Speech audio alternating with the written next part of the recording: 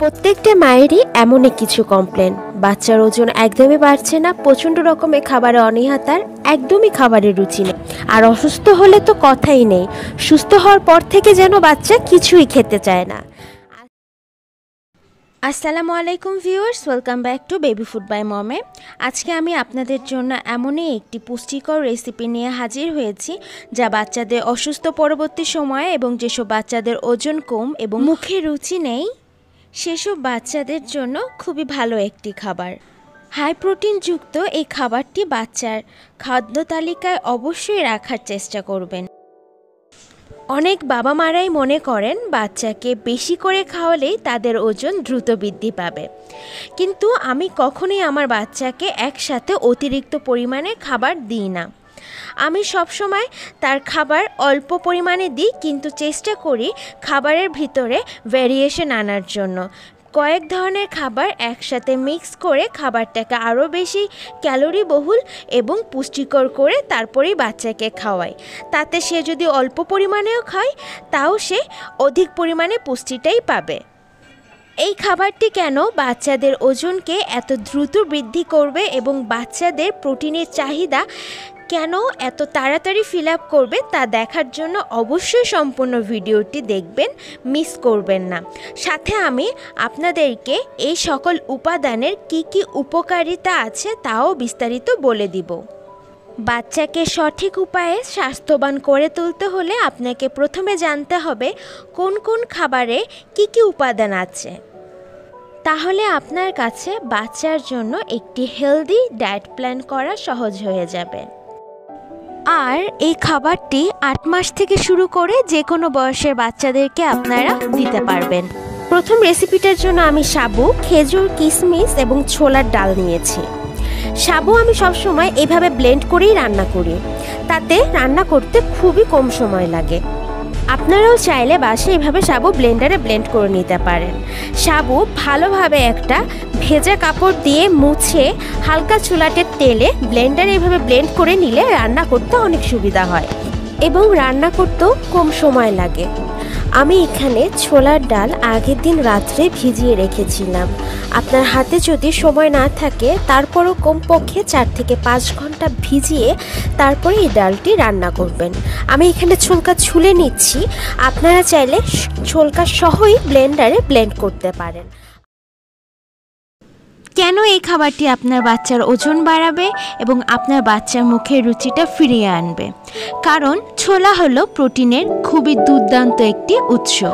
বাড়ন্ত শিশুর সঠিক বৃদ্ধির জন্য উচ্চ পরিমাণে প্রোটিন প্রয়োজন হয়, সুতরাং বাচ্চাকে ছোলা দিলে প্রোটিনের সম্পূর্ণ চাহিদা সে খুব সহজেই পূরণ করতে পারে। পুষ্টিবিদগণ এটিকে দুধের ক্যালসিয়ামের সম্পূরক উৎস হিসাবে তুলনা করেছে। এটি বাচ্চাদের মস্তিষ্ক বিকাশে সাহায্য করে, শক্তি সরবরাহ করে এবং ত্বককে কোমল করে তোলে। ছোলার মধ্যে থাকে ম্যাঙ্গানিজ, যা শরীরকে ভিটামিন বি এবং ভিটামিন ই এর মতো ভালো পুষ্টি উপাদানগুলোকে শোষণে সাহায্য করে। তাছাড়া বাচ্চাদের অ্যানিমিয়া প্রতিরোধ করে, বাচ্চাদের হাড় ও পেশিসমূহকে শক্তিশালী করে তোলে। এতে প্রচুর পরিমাণে ফাইবার, অ্যান্টিঅক্সিডেন্ট এবং পলিআনস্যাচুরেটেড ফ্যাটের উপস্থিতি থাকে, যা এই ছোলাটাকে মূল্যবান খাদ্য হিসাবে গড়ে তোলে। খেজুর আর কিশমিশটা 1 ঘন্টার মতো পানিতে ভিজিয়ে রেখেছিলাম, কারণ তাতে আমার ব্লেন্ড করতে অনেক সুবিধা হবে। খেজুর এবং কিশমিশ বাচ্চাদের চিনির বিকল্প হিসেবে কিন্তু আমরা ব্যবহার করে থাকি। খেজুরে প্রচুর পরিমাণে শক্তি রয়েছে এবং এতে প্রচুর পরিমাণে ফাইবার থাকার কারণে বাচ্চাদের কোষ্ঠকাঠিন্য দূর হয়, রক্তে হিমোগ্লোবিন বৃদ্ধি করে। কিশমিশ কিন্তু আয়রনের খুবই দুর্দান্ত একটি উৎস, আর এতে প্রচুর পরিমাণে ফাইবার থাকার কারণে এটি বাচ্চাদের কোষ্ঠকাঠিন্য দূর করে। এতে প্রচুর পরিমাণে ফসফরাস, ক্যালসিয়াম এবং পটাশিয়ামের মতো খনিজ রয়েছে, যা শিশুর স্বাস্থ্যকর বিকাশের জন্য অত্যন্ত জরুরি। এটি বাচ্চাদের স্মৃতিশক্তিকে উন্নত করে। কিশমিশ এবং খেজুর আপনি আপনার বাচ্চার খাবারে 6 মাস বয়স থেকেই ব্যবহার করতে পারেন। যারা আস্ত সাবু খেতে পারে না, তাদের গলাতে বেঁধে যায়, তারা চাইলে কিন্তু এভাবে ব্লেন্ডারে ব্লেন্ড করে সাবু বাচ্চাদেরকে রান্না করে দিতে পারেন।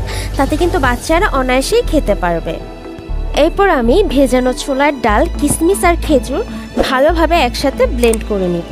আপনারা চাইলে পাটায় পিষেও নিতে পারেন, যার যেভাবে সুবিধা হয়। বিশ্ব স্বাস্থ্য সংস্থার মতে বাংলাদেশে এখনও অনেক শিশু অপুষ্টিতে ভুগছে। এসব শিশুরা যেমন শারীরিকভাবে দুর্বল হয়, তেমনি এরা ঘন ঘন অসুস্থ হয়ে পড়ে এবং এদের পাকস্থলীতে যে স্বাস্থ্যবর্ধক ভালো ব্যাকটেরিয়া থাকে তাদের সংখ্যাও কম থাকে। ছোলা আর বাদাম এমন একটি খাবার যা শিশুদের পাকস্থলীতে স্বাস্থ্যবর্ধক ভালো ব্যাকটেরিয়া তৈরিতে সহায়তা করে। তাই এই খাবারগুলো বাচ্চাদেরকে অসুস্থ পরবর্তী সময়ে খাওয়ালে বাচ্চারা খুবই দ্রুত ওজনও বৃদ্ধি পাবে এবং তাদের ভিতরে যে অপুষ্টিহীনতা থাকছে সেটাও কেটে উঠবে। আমি এই রান্নাটা গরুর দুধ দিয়ে করছি। যাদের বাচ্চার বয়স 1 বছরের কম, তারা যদি গরুর দুধটা ইউজ করতে না চান, সেক্ষেত্রে কিন্তু আপনারা পানি দিয়ে রান্না করে পরবর্তীতে ফর্মুলা মিল্ক অ্যাড করে দিতে পারেন।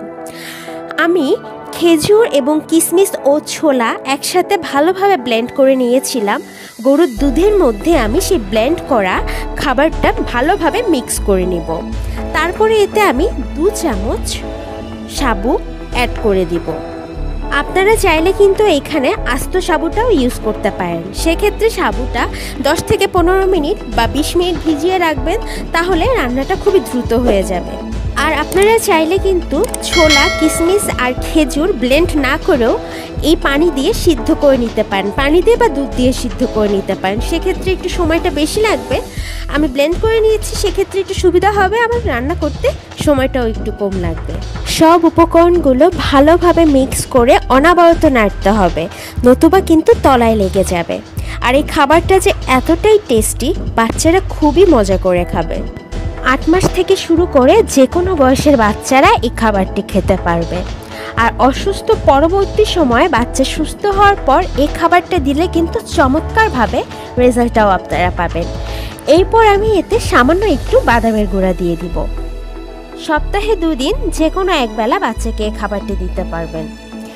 এই খাবারটা কিন্তু সত্যি সত্যি বাচ্চাদের ওজনটা খুবই দ্রুত বৃদ্ধি করে এবং বাচ্চাদের মুখের রুচিও ফিরিয়ে আনে।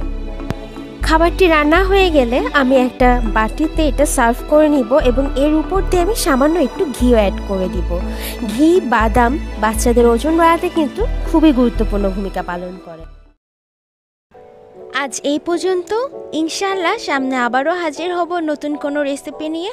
ততদিন পর্যন্ত ভালো থাকবেন।